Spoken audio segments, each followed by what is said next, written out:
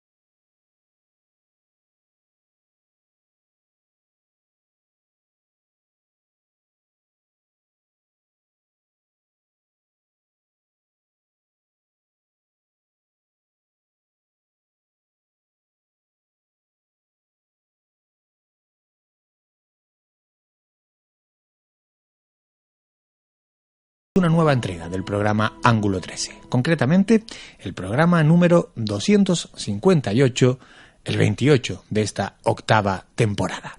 Comenzamos. Lo que logramos ver concretamente fueron una serie de luces de carácter. El hombre ante lo desconocido pues siempre tiene un cierto temor. Yo soy una de esas personas para quienes todo lo relacionado con la muerte. Habíamos visto algunas luces de estas, como se apagaron los faros, se apagó el motor y el cassette dejó de funcionar. También los amigos de Ángulo 13, a partir de este momento ya pueden descargar el programa desde la página web. Ángulo 13.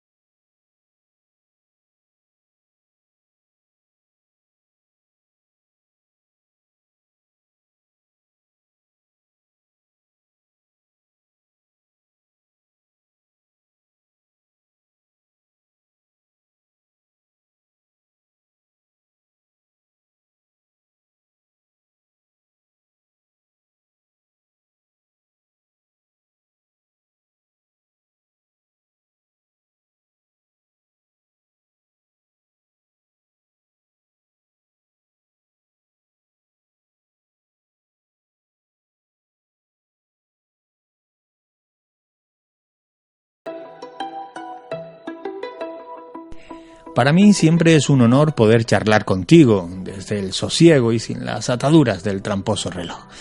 ¿Cuántos años llevas ligado a la divulgación del misterio?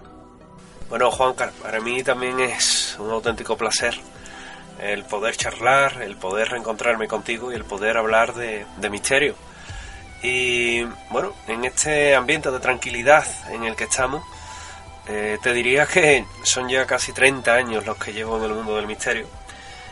Divulgando, investigando, compartiendo, 30 años en los que comencé ya un lejano año de 1986, un poquito más, pero bueno, también era a otro nivel, no había internet, todo era una relación epistolar con otros investigadores, revisando, visitando casos que iban entrando. Yo principalmente lo que estaba era volcado con el tema de la ufología, que sabes que aquí en el sur de España pues hay una gran cantidad de casos, y esa fue mi primera opción dentro del mundo del misterio, la ufología, los ovnis, al abrigo también de grandes investigadores que había aquí en Sevilla, como el propio Ignacio de Arnau, de verdad.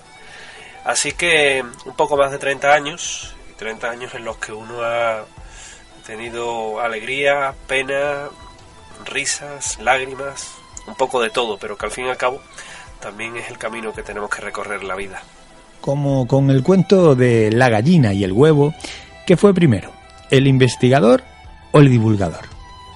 Me atrevería a decirte que fue el investigador. porque el ser humano lo que tiene es curiosidad, una increíble curiosidad innata que le lleva a, de alguna forma, tratar de saber más sobre todo aquello que desconoce.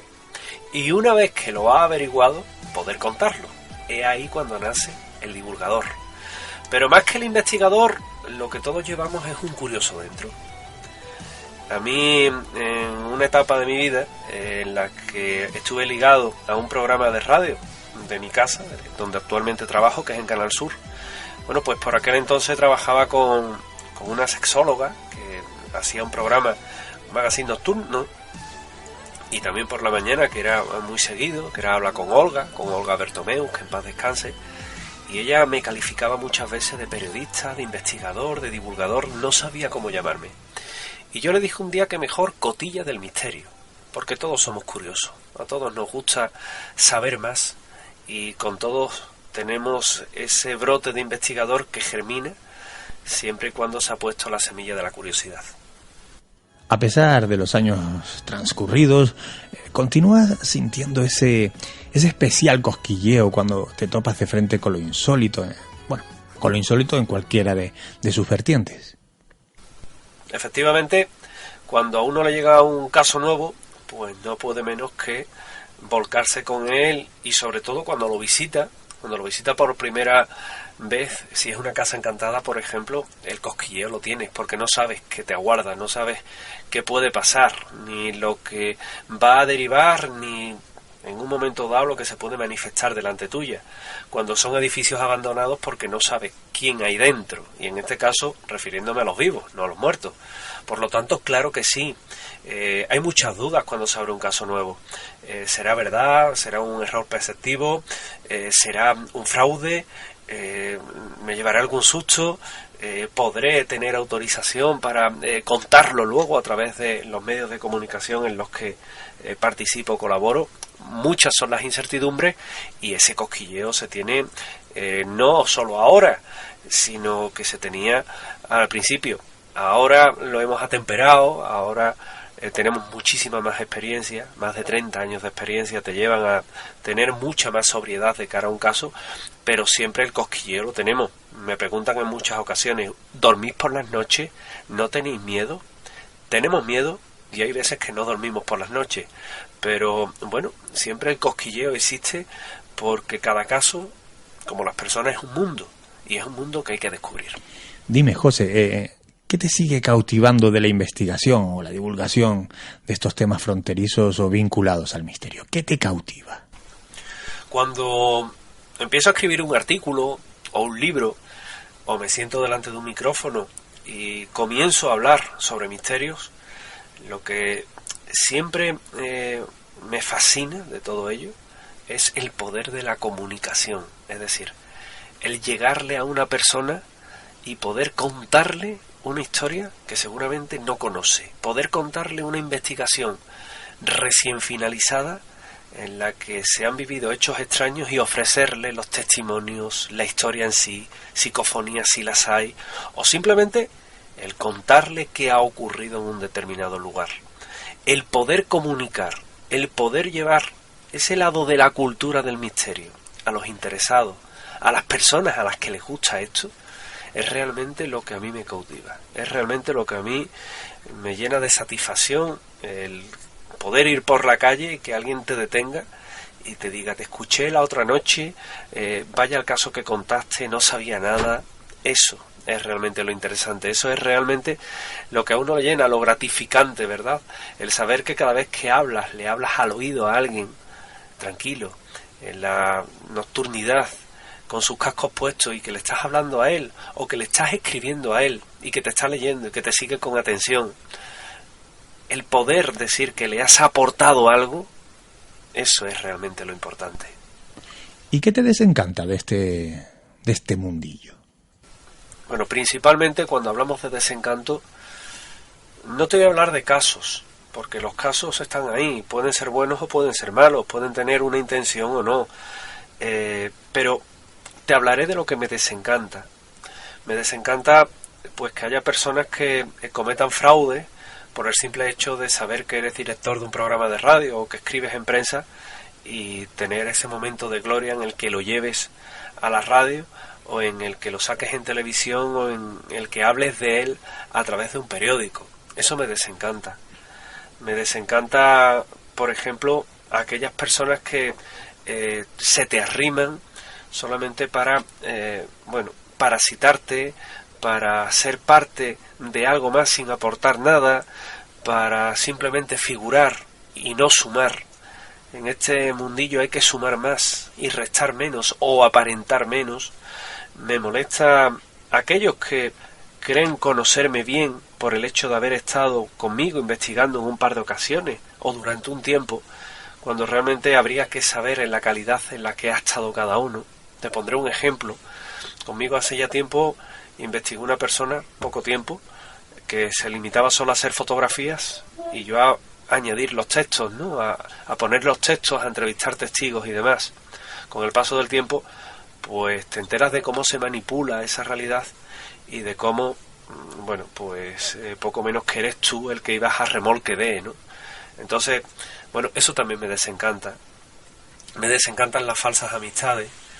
Yo soy una persona que da mucho, que se abre a todo aquel que es nuevo y quiere aprender, y sin embargo, pues gran parte de esas personas que se suman, pues tienen un interés, no tienen la misma motivación tuya, y evidentemente te desengaña bastante. A mí me desengaña eso. No me desengaña que surjan grupos, que surjan nuevas investigaciones, o que el concepto de investigación haya cambiado tanto, aunque sí reconozco que debería de ser más intensa y más rigurosa. Eso no me desencanta. Me desencanta más pues esas heridas en el alma que te hablan y que te abren esos sinsabores tan importantes, que son, pues esas desilusiones que te llevas con las personas que van pasando a lo largo de tu vida en esta vida.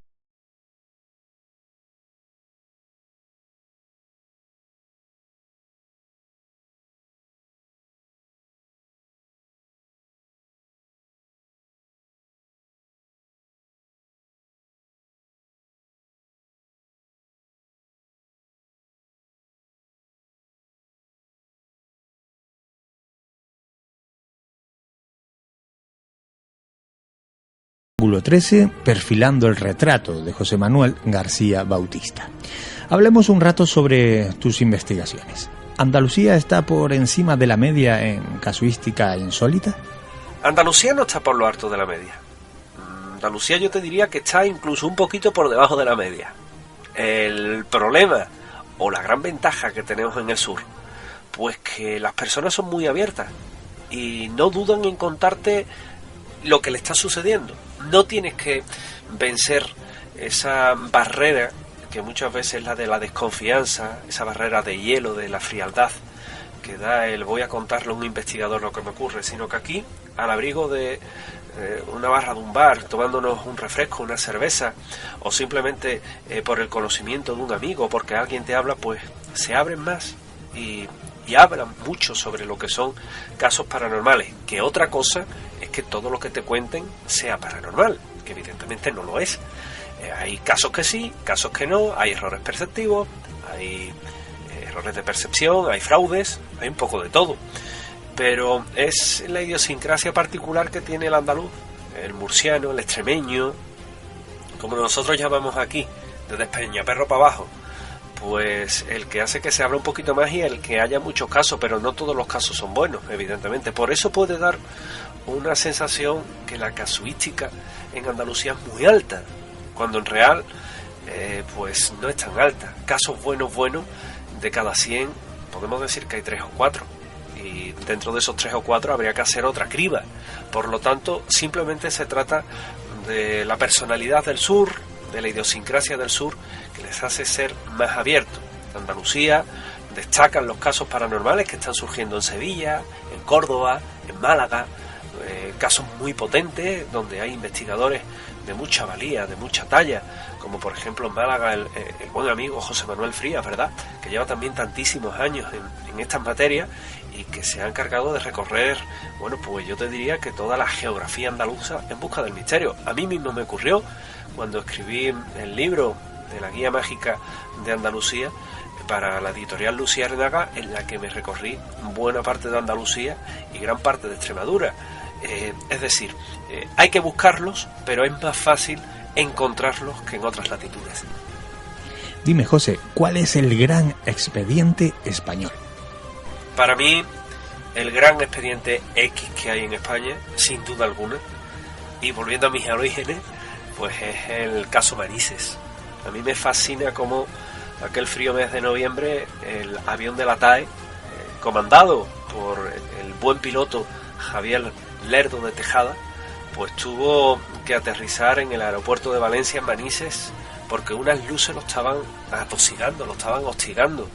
Y aquí poco menos que ha creado una polémica nacional en la que si las luces de escombrera, en la que si el piloto no estaba en condiciones de volar, en la que incluso hay un scramble, en la que el caza, el Mirage de Fernando Cámara, un capitán, sale a interceptar esa supuesta luz y también vive fenómenos ufológicos insólitos. Bueno, pues ese es el gran caso, es el gran ejemplo de la presencia de los no identificados. Te garantizo una cosa, si esto llega a pasar en Estados Unidos o en Gran Bretaña, estaríamos hablando incluso de un incidente ovni que hubiera dado lugar a varias películas. Pero aquí, bueno, pues aquí el latino piensa de una forma diferente y seguimos todavía debatiendo qué fueron, que me parece además correcto, qué fueron aquellas luces, aquel ovni, entendiendo ovni como objeto volador no identificado, es decir, algo que vemos en el cielo y que no sabemos lo que es. Bueno, pues aún estamos debatiendo sobre si fue bueno, si fue malo, si el piloto tenía sus facultades alteradas, como si eso fuera muy sencillo y no tuvieran controles médicos. Es decir, seguimos debatiendo sobre el caso Manises, que para mí es el expediente entre los expedientes. Y luego te destacaría uno que para mí es todo lo contrario. Es el gran juego psicológico, el gran experimento social que se llevó a cabo entre otros países en España, que fue sin duda alguna el caso Humo. Y es ahora cuando te pido que te decantes por uno o dos expedientes que por su contenido y casuística destacarías por encima del resto. ¿Cuáles destacarías? ¿Cuáles serían estos expedientes? Si tengo que quedarme con algún caso paranormal, te voy a hacer una diferenciación bastante clara. Primero me quedo con un caso de Casa Encantada, que es el polémico hoy caso Vallecas. Para mí es el ejemplo de un caso de poltergeist, para un caso de infestación paranormal que es fascinante, en donde una ouija, terrores psicológicos, mucho miedo, tal vez sugestión, hizo que incluso la policía interviniera en aquel caso y que de la mano del inspector Pedro Negri pues se tuviera un amplio informe sobre los supuestos fenómenos paranormales que ocurrían en aquella casa del barrio de Vallecas, Luis Marín número 8, y que tenía que ver con la fallecida, con la chica, con una adolescente, Estefanía Gutiérrez Lázaro, ¿verdad? Agentes que ven objetos que se desplazan, crucifijos a los que se le arranca el Cristo que tenía adherido, una especie de ectoplasma, babas que aparecen en una mesita, bueno, todo lo que un investigador desea, desde luego, tener, y todo lo que un investigador desea que le llegue a la hora de poder tener ese caso perfecto, que sería el caso Vallecas. Me quedo con el caso Viandas, el caso del restaurante sevillano, en el que también polémico, hay que decirlo, por lo mismo, básicamente, porque los que no han tenido la oportunidad de investigarlo seguían de referencias de oída y les tienen la duda del fraude, cuando el caso para mí es uno de los casos más paradigmáticos, mejor investigado, con más cantidad de profesionales que han intervenido, donde se han grabado psicofonías, y no las he grabado yo, sino que las han grabado otros investigadores de la talla de Clara Taoses, de Nacho Ares, y donde un restaurante pues explotó en actividad paranormal en plena retransmisión radiofónica. Un caso que es parte ya de la historia y que yo particularmente le estoy muy agradecido. Y no te quepa duda de una cosa, Juanca: si yo mañana tengo constancia de que el caso, por ejemplo, es un fraude, yo mismo diría, señores, se ha demostrado que el caso Viandas es un fraude por esto, por esto, por esto y por esto. Pero a fecha de hoy es que no. A fecha de hoy es que no hay constancia de ello, no hay datos de ello y no se ha podido demostrar. Al revés, todo lo contrario. Lo que hay y se siguen sumando son testimonios. Por tanto, es el caso perfecto. Y a nivel ufológico, me tengo que quedar con casos que han ido surgiendo, amén del mencionado caso Manises, como por ejemplo, me quedo con el caso del acoso de una luz a un comerciante, que es el caso de Adrián Sánchez en el año 1974, cuando este señor, entre el castillo de las Guardas y la localidad de Gerena y todo lo que es la zona de la sierra, pues se encuentra que un artefacto le está persiguiendo y en su día 6 pues acelera, tanto que el hombre, cuando llega a una serie de cortijales, casi le da un infarto de la impresión que llevaba. Aquel caso que incluso llega a investigar Juan José Benítez y que para mí es también un caso emblemático dentro de lo que es la investigación ufológica en España. Para seguir siendo fiel a mi forma de entender la divulgación, me voy a permitir la licencia de hacerte algunas preguntas incómodas. Te presentas voluntario, ¿no? Bueno, ¿te has sentido alguna vez en el centro de las envidias de personas relacionadas con el misterio? Bueno, realmente no es una pregunta incómoda, es una pregunta a la que todos los investigadores nos enfrentamos. Sí, te sientes evidentemente como el blanco, el objetivo de envidias de personas relacionadas con todo lo que es el misterio, porque quizás ambicionan en lo que tú haces, ¿verdad? Radio, televisión, prensa, libros. Yo te puedo decir a día de hoy que yo me he afanado mucho estos años en ayudar a todo el que me ha pedido ayuda, en ayudar a todo joven que ha querido entrar en el mundo del misterio.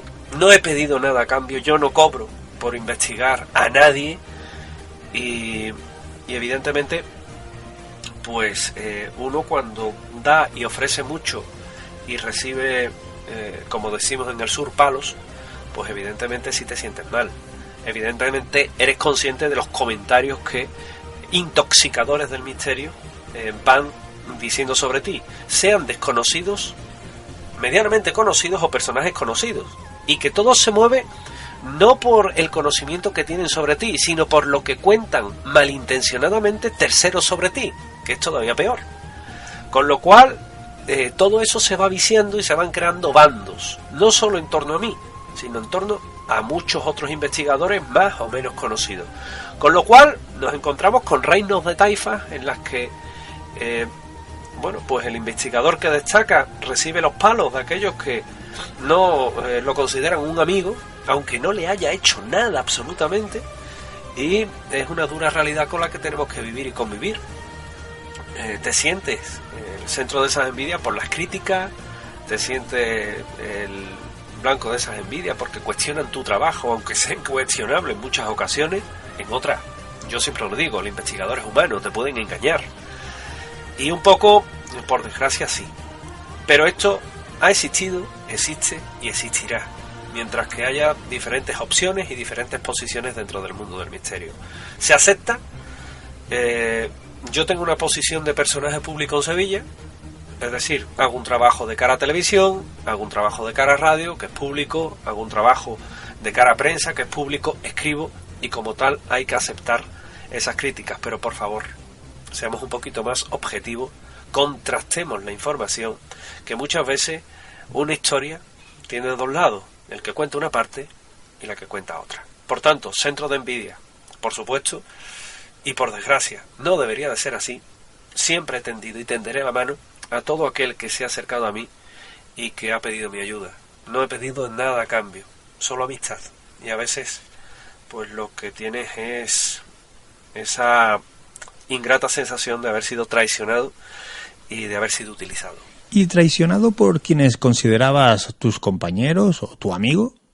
Por supuesto, porque yo nunca he creído en los grupos de investigación, porque considero que donde hay más de 3-4 personas acaba habiendo conflicto. Siempre he trabajado en solitario, siempre he trabajado con alguien, pero sí me he sentido traicionado en el sentido en el que cuando trabajas con alguien y formas una asociación, te divides el trabajo. Yo, por ejemplo, mi trabajo lo dividía antaño en una parte fotográfica que no hacía yo y una parte de texto que sí hacía yo, todo lo que era la investigación y demás. Y bueno, con el paso del tiempo pues uno se va dando cuenta de cómo se manipula, se tergiversa todo lo que es esa información, y al final parece que, como te comentaba al principio, eres tú el que vas a remolque de, ¿no? Cuando no, hay que saber el trabajo que hacía cada uno y siempre preguntar a las personas realmente por las circunstancias por las que a lo mejor una relación llega a su final, o por lo que a lo mejor se deja de investigar con alguien, simplemente, y no por ello se debe de mentir. Otras veces te has confiado a personas que se han ofrecido a ayudarte y demás, y bueno, y esas personas pues a lo mejor solo ambicionaban que tú fueras el puente para él llegar a otras personas importantes dentro del mundo del misterio, o ambicionaba una cartera de contactos, o simplemente salir en los medios de comunicación utilizándote. Por supuesto que eso también existe, y esto es parte, entre comillas, de este juego, no solo del misterio, sino de la vida. Mira qué preguntita te voy a hacer. ¿De qué color se viste la hipocresía? La hipocresía se viste muchas veces con el color de la amistad. Color de la amistad en el que muchas veces se juega a darle veracidad o presentarte un caso con sensacionalismo, con amarillismo que tú desconoces, pero que como confías en esa persona, pues se lo admites, ¿verdad? Y luego te das cuenta de cómo los comentarios son de sorna en torno a ti, de cómo te critican por el trabajo que ellos mismos te han ofrecido, y de cómo, bueno, por desgracia hoy te dan una palmadita en la espalda, pero a la vuelta de la esquina te están criticando. Hoy tienes a muchas personas que dicen ser tus amigos. Amigos hay muy pocos, conocidos hay muchos, pero amigos hay muy pocos. Y como esos falsos amigos pues son personas que no tienen bandera y no tienen tampoco la ética de la amistad. Por lo tanto, la hipocresía muchas veces se viste de amigo. Como con una piel muy blanquecina, incluso brillante, que parecía perdido, ha sido una edad de unos 7 u 8 años, y que portaba un camioncito de... Escudriñando una serie de investigadores en esos códices, pues han encontrado que también había un retrato de él, pero de su época joven, y que coincide los rasgos fundamentales con el famoso boceto que conocemos todos, ¿no?, del Leonardo da Vinci viejo. Que ofrece pruebas, que ofrece fotografías, el negativo de la fotografía, que ofrece una historia que está muy bien estructurada. Ángulo 13.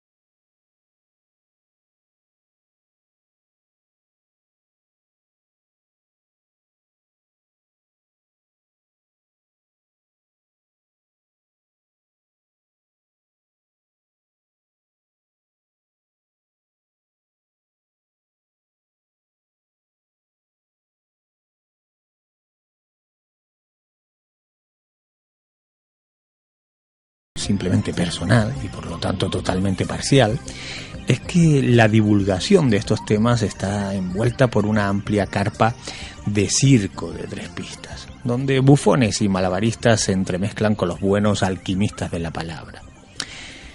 ¿Mucho payaso para poco circo?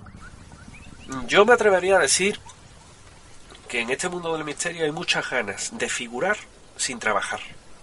Es decir, hay muchas ganas, esto es para ello. Hay muchas ganas de, por ejemplo, tocarle las palmas a los investigadores que tienen un mutante, cadenas nacionales, en compartir comentarios, Twitter, solamente para que te haga un retweet o le dé un me encanta y ya esa persona que está al otro lado se siente realizada. Y realmente lo importante es investigar y figurar por tu trabajo. Hoy día investigar no es ir una noche a un sitio presuntamente encantado, grabar y no volver más en la vida, solamente porque se va a grabar un vídeo para subirlo a YouTube. Eso no es investigar, tampoco es divulgar, eso es figurar. Entonces nos vamos a encontrar que evidentemente hay diferentes niveles. Tú comentabas en la pregunta bufones, malabaristas y alquimistas. Yo te diría que hay buenos investigadores, malos investigadores y mediocres. Los malos son los que no investigan, los que simplemente se arriman a para salir en. Los mediocres, que son aquellos que van pisando casos o que se van adjudicando casos que no son suyos, aunque luego digan y recen para todos que el caso es suyo, que tú has sido el que lo has copiado o el que se lo has, digamos, de alguna forma pisado. Y luego están los buenos, que somos o que son, yo no me voy a calificar aquí, los que buscamos casos nuevos, los que damos pie a nuevas investigaciones, los que divulgamos, compartimos, y que de alguna forma sí es verdad que sobra muchísima gente que por lo menos no tiene el espíritu de investigación, el espíritu de compartir, el espíritu de búsqueda que tenemos el resto. Solamente hay que asomarse. Solamente te invito a que entres, bueno, pues un domingo en Cuarto Milenio, magnífico programa en el que tal y como se van poniendo los contenidos en Milenio Live, se van añadiendo muchísima gente, y muchos de ellos, no todos por supuesto, pues responden a ese mismo criterio, a ese mismo principio. Reitero, no todos, hay magníficos investigadores y magníficas personas que también se suman, o como programas como La Rosa de los Vientos o el propio Espacio en Blanco, pues tiene también esa línea, ¿verdad? No tenemos la culpa los que hacemos programas de radio de este tipo, evidentemente, no somos responsables de lo que las personas vayan colgando ni vayan poniendo, válgame Dios, simplemente somos los que alimentamos esa ilusión, y en cierta forma, bueno, pues también tenemos nuestro grado de responsabilidad. Ojo, hay muchas personas que tratan de emular. Te pongo un ejemplo. ¿Cuántas veces no he escuchado yo que a nivel nacional se le llama a alguien el nuevo Iker Jiménez? ¿Y por qué no el nuevo Pepito Pérez, o como se llame esa persona? Hay muchos referentes hoy día. El ejemplo de poner a Iker, pues simplemente es un ejemplo porque es la persona que en la actualidad pues más destaca. Y hay muchas personas que ambicionan ser como él, pero también es verdad que a él mismo le debe de ocurrir que debe hacer una criba importante de casos, porque no todos son buenos, o porque hay muchas personas que lo atacan, o porque son muchas personas que evidentemente lleva un afán ese de figurar en sus redes, en sus canales, un retweet, un me gusta, y parece que la investigación se ha quedado resumida a eso, a una red social, a estar en lo que se dice en un muro, y no estar en el frío terreno investigando, sudando una investigación y luego haciendo lo que se hacía antaño. Claro, que también es verdad que han pasado ya 30 años, o 20 años, 25 años, o 15 o 10, desde que empezamos, y la pureza quizás de la investigación se ha perdido un poco. De aquel García Bautista con chaleco multibolsillo y las inquietudes intactas, ¿qué queda hoy en día, esta misma noche? De aquel José Manuel García Bautista con el chaleco multibolsillo y las inquietudes intactas, queda casi todo. Es decir, queda la misma curiosidad, quedan las mismas inquietudes, no quedan los mismos años, tengo más canas hoy día, pero sí es verdad que la ilusión de un niño cuando comienza en esto, cuando se pone en un papel en blanco y comienza a escribir, es decir, Para mí esto es el motor, es esa sangre vital que llevo en las venas y que de alguna forma no se ha perdido en ilusiones. Sí he ganado en sinsabores, pero no en ilusiones, porque siempre hay un misterio que investigar, siempre hay un amigo o a una persona a la que ayudar, siempre hay una casa que visitar con supuestos fantasmas, un presunto avistamiento en algún lado, una criatura misteriosa que se ha aparecido, una leyenda urbana que desterrar. Siempre hay algo que investigar y siempre está ese gusanillo, esa sensación, esa ilusión del que comienza con cada nuevo caso. Yo digo que muchas veces yo soy como el fénix, ¿verdad? Que cuando ha acabado un caso y parece que está en las cenizas, resurge porque ha llegado algo nuevo. Pues sigo con esa ilusión. Yo creo que esa ilusión siempre acompaña al que de verdad, de corazón, tiene el misterio como una segunda piel.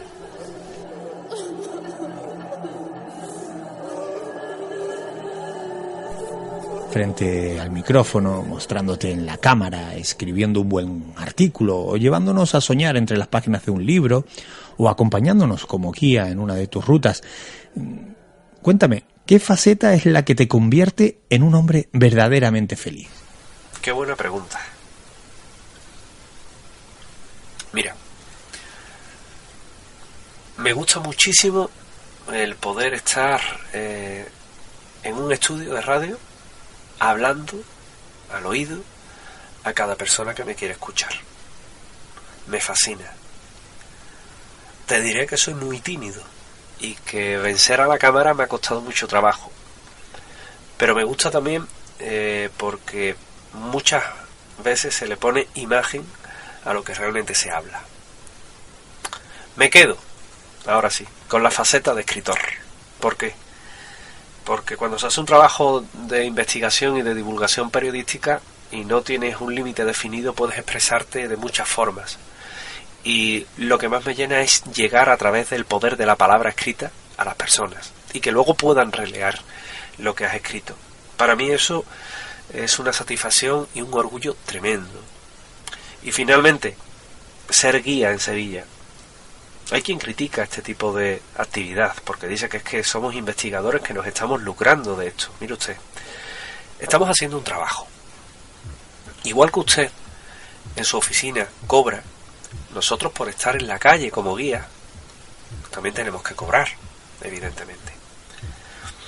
A mí me da mucho coraje que no se mida con el mismo rasero a todas las personas que hacemos rutas y que somos investigadores y que cobramos por ello, porque esto también dignifica. ¿O acaso hay alguien que no trabaje por dinero y por llevar un sueldo a su casa? Y está mal pagado, pero es un trabajo que se hace. A mí me introdujo en el mundo de las rutas Jesús Callejo Cabo. Le debo el haberme metido el gusanillo de contar a pie de calle los casos en Sevilla, y a mí me hace sumamente feliz eso. Y no me va a turbar nada la felicidad que siento en compartir esos momentos con las personas que vienen a la ruta. Pero si me tengo que quedar con algo, es con que cada noche una persona duerma conmigo a través de mi palabra, de la verbalización del misterio a través de una cadena de radio, o que le venza el sueño pasando una página de un libro escrito por José Manuel García Bautista. Con eso me quedo. He perdido la cuenta y no sé si son más de 40 libros los que has publicado entre los de formato papel y los digitales. ¿Qué te queda por aportar a este amplísimo legado personal? Bueno, son 46 libros. Creo que son 35 libros en papel, con ISBN evidentemente, y con otras tantas editoriales, Almuzara, Planeta, Cronos, Absalón, Abadir, Samarcanda y las que tienen que surgir todavía, y 11 libros que están escritos en formato digital, muchos de ellos también con su correspondiente ISBN, es decir, 46 libros escritos. ¿Y qué me queda por aportar? Siempre que haya un misterio, hay algo que contar. Yo me propongo todos los años no escribir de Sevilla, pero sí es verdad que cuando va pasando el tiempo son nuevos casos los que me voy aglutinando. Por tanto, lo primero que tenía que mostrar eran los misterios de mi ciudad, que nadie los había narrado. Y que por tanto, bueno, pues fui, junto con el compañero Jordi Fernández, el primero en contarlo de esa forma, utilizando mis textos que de alguna forma también habían servido en los años anteriores para ilustrar en muchas revistas lo que ocurría de paranormal en Sevilla. Y hoy sigo en la misma, porque a medida que hablamos aquí, pues pueden estar ocurriendo otros casos extraños. Y tiene que haber algo que los cuente, o tiene que haber alguien que los cuente. Y para eso, pues yo enarbolo esa bandera. Pero también viajes que hago y que, por ejemplo, voy a Grecia y me fascino de los misterios que tiene y por qué no contarlos. O quiero hablar de la Sevilla más costumbrista en una faceta que no es misterio. Y también lo hago. Es decir, siempre hay algo que contar y siempre hay algo que transmitir. Siempre hay que aportar algo, siempre se puede sumar. Pero te voy a decir algo, un secreto. Mi próxima aportación, que será en breve, no sé cuándo, porque sabes que en esto mandan las editoriales y estamos en manos de ellas, es un libro de misterios para niños. Un ensayo de misterios para niños. Eso también va a ser muy gratificante. Llegar a los pequeños y sembrar la semilla de los enigmas en su corazón y en su cabeza. Ahí está el futuro. Esos van a ser los investigadores del mañana en los que quiero poner ese granito de arena. Mira, ahí va una de esas preguntas extrañas que me gusta hacer a mí. ¿A qué lugar te llevarías a un extraterrestre que quiere hacer turismo contigo? Voy a jugar a ser local para responderte a esa pregunta. Me lo llevaría a dar una vuelta por Sevilla. Me lo llevaría de tapa. Me lo llevaría a la catedral. Le enseñaría la simbología oculta. Me la llevaría al barrio de Santa Cruz. Me lo llevaría a la Facultad de Bellas Artes. Me lo llevaría a que conociera Sevilla, a que se embriagara del oro de Azahar, a que probara las delicatessen de esta ciudad nuestra, a que se fascinara con el calor de la noche, a que tocara la piedra de los edificios y sintiera su historia, a que palpara el pulso de una ciudad viva en la que el Guadalquivir la atraviesa y en la que la perla del Guadalquivir siempre ha sido una referencia para toda España. Y si fuera un extraterrestre que lo que quiere es turismo del misterio, me lo llevaría a Egipto.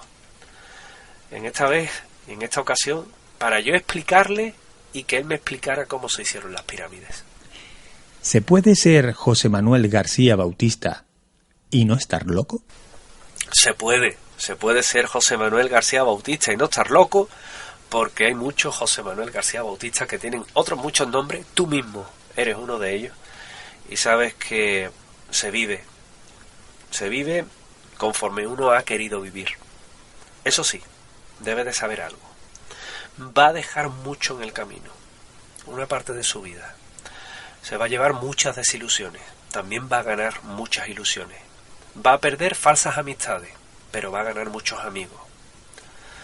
Va a quitar el sueño a muchas personas y también se va a quedar sin dormir muchas noches. Va a ser el líder de un mundo llamado misterio a nivel local, pero también va a ser el último de la fila en todo lo que se trata de precisamente el mundo del misterio en tu misma ciudad, porque esto es una paradoja. Llegar el primero, llegar el último, da igual. Lo que se trata es llegar e investigar. Cada persona que un buen día decide echarse a la calle a investigar, a preguntar, a consultar, se está convirtiendo en un José Manuel García Bautista. Pero que lo haga con cabeza, que no se deje una vida en el camino. Muéstranos la banda sonora de tu vida, la melodía que te identifica. ¿Con qué canción te retratas? Pues es una magnífica pregunta y siempre me voy a quedar con esa banda sonora que a mí me emociona, que es la de Gladiador.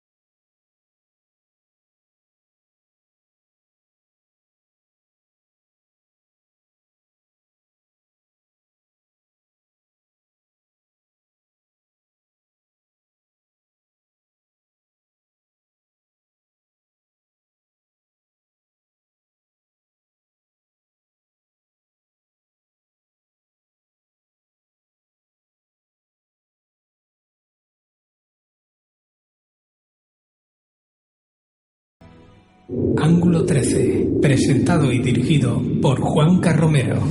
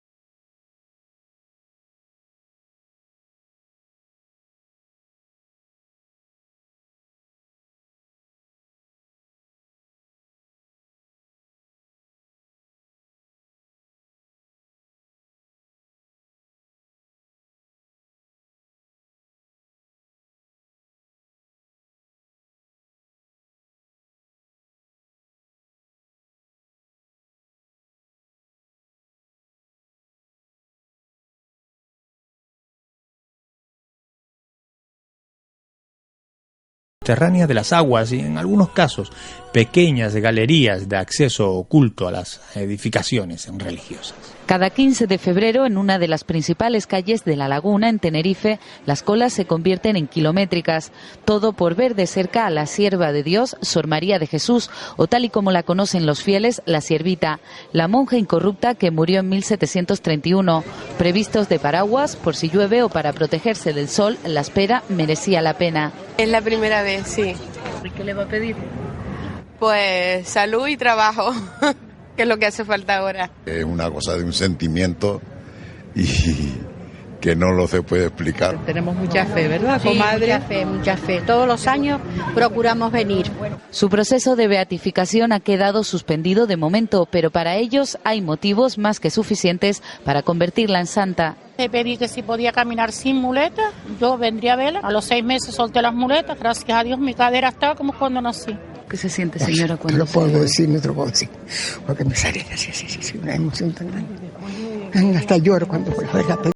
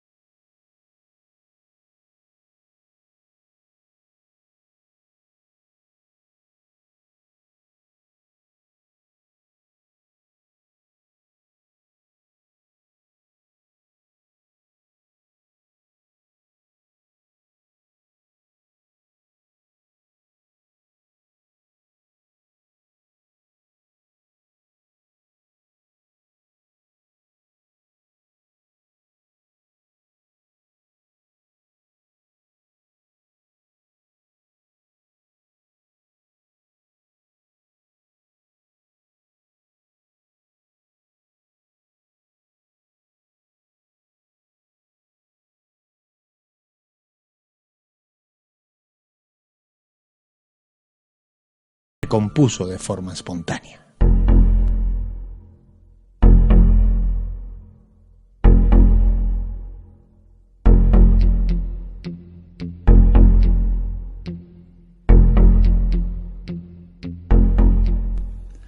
Milagros o simples historias de las monjas y seguidores que han tenido tiempo de ir redecorando a lo largo de las décadas y los siglos.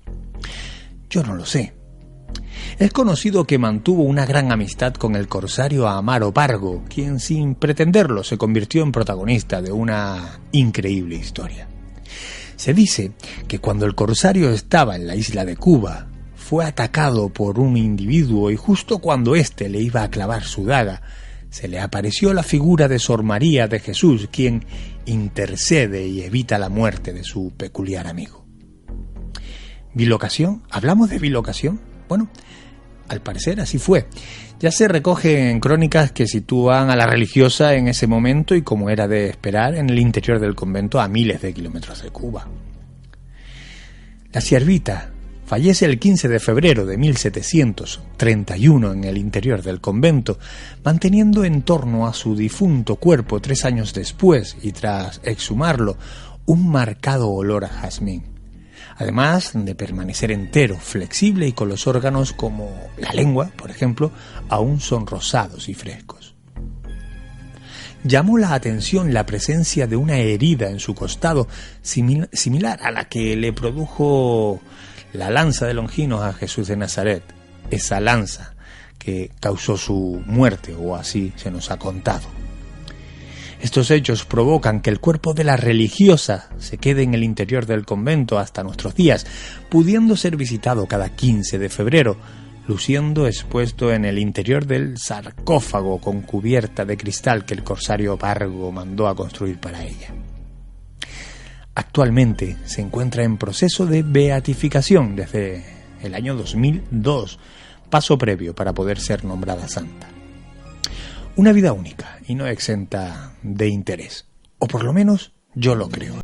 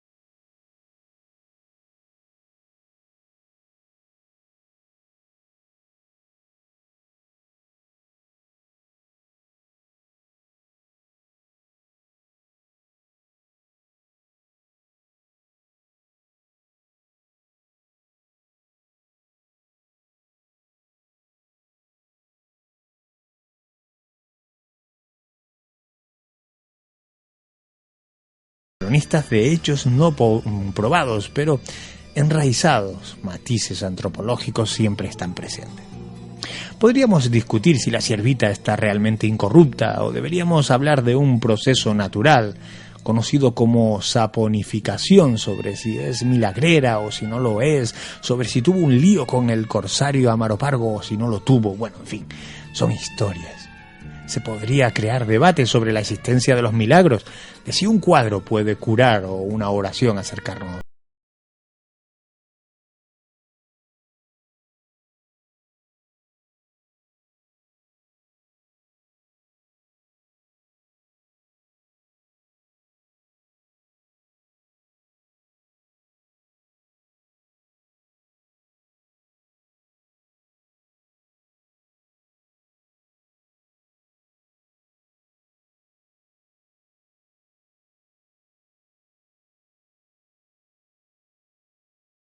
Una muy buena noticia. Tengo un montón de ganas de contártela ya, pero hay que esperar unos días más. Una noticia que tiene entre sus ingredientes muchos de los grandes misterios de esta centenaria ciudad, de San Cristóbal de la Laguna. Bueno, pero esta noche hasta aquí puedo leer. Buscamos sintonía, que este programa se nos acaba. Ángulo 13. Un recorrido por la divulgación de fronteras. Con Juanca Romero.